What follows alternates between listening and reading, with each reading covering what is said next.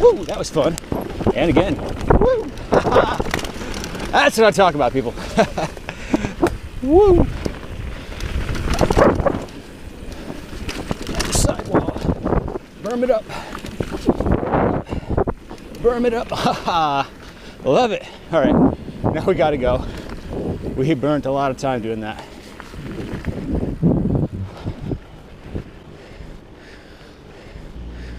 Hi everybody, Dominic here, and welcome to my initial observation review video on the Stan's NoTube ArchMK3 wheel set. So this is going to be really a pretty simple video. I have some very specific problems I had with my previous wheel set, and that's why I'm switching to the Stan's.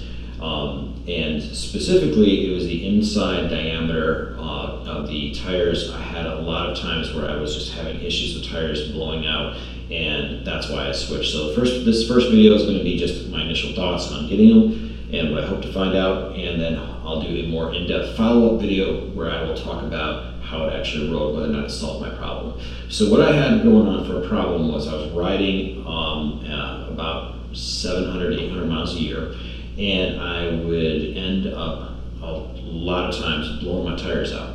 I was riding on a wilderness trail bike, which is WTB I-23 rims, and they're great rims. They're still true. They never really lost their true in the almost 1,500 to 2,000 miles that I rode them, but I couldn't keep tires on them tubeless. So did a lot of research, found out through doing that most likely the problem was the inside diameter of that rim. So now I'm doing a Stan's ArchMK3, which has I believe 26 millimeter inside diameter versus the 23 millimeter.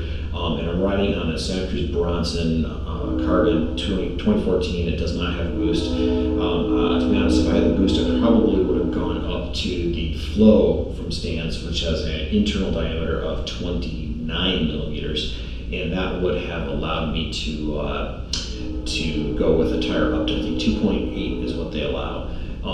So that would have probably been my preference.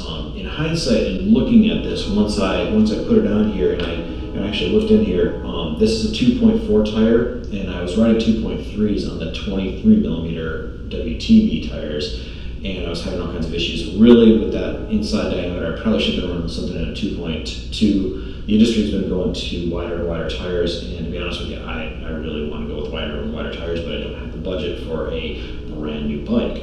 So I decided to go halfway and just go upgrade my wheels. But there's definitely space for me to probably go up to a 2.6, maybe even more. So in hindsight, I kind of regret not getting the Flow because it will still do the 2.4. I don't see myself going with a tire size smaller than a 2.4 because I'm not a racer. I don't care about weight. Maybe I need to lose some, but that's not a concern that I have. So hopefully this tire solves the problem, and I can take my tire pressure low enough to get the traction that I want out of my tire by using this rim. So after some extensive riding, hopefully we'll get back and we'll have a follow-up where we can say it worked and I got my money spent wisely, or I'll be like, hey honey, can I buy another set of wheels for my bike? To which I probably will get an answer of no.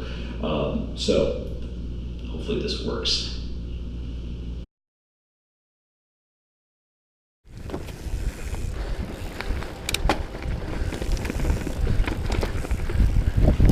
See if I can do that line. Oh, that was fun. Woo!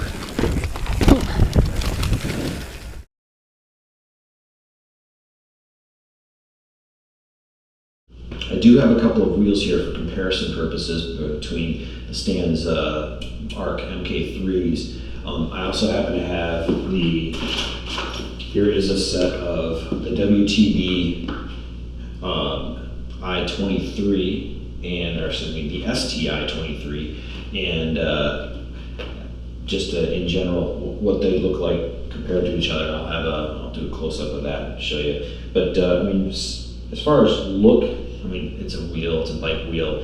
So the only way you can get a wheel that looks cooler is if you're going to do some kind of custom paint job, or you know, you go with carbon and you're showing off by having the great big NB logo on it or something like that. Really, I don't think there's much showing off to the wheel itself. So there's not a great visual difference between the wheels. It should hopefully be all performance related.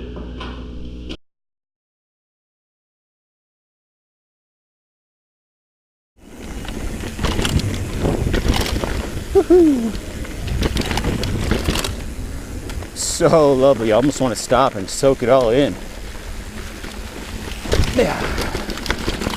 Yeah. All right. Down the log, cut it tight. Pedal fast.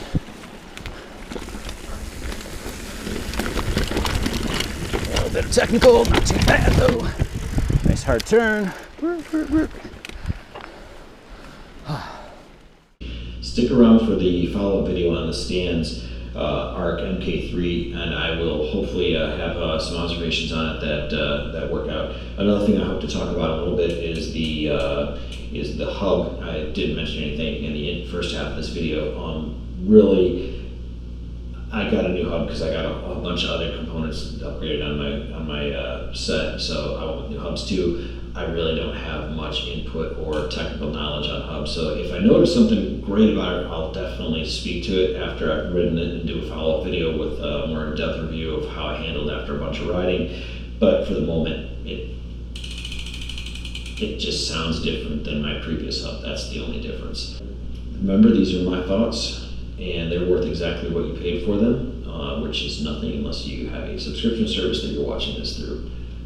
Have a good day. A lovely day. I could stand it to be about 10 degrees cooler. My fat ass likes it when it's about 60. I'm assuming it's somewhere between 70 and 80. But it's not humid. It's the best part about being out west.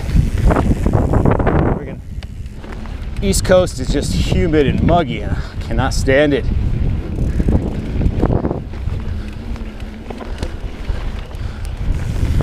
Oh shit! Oh, quick check. Land a little bit on the elbow. We're good. Loosey goosey. We'll save that one for the crash compilation. Woo! You can help support the creation of these videos by supporting me on Patreon.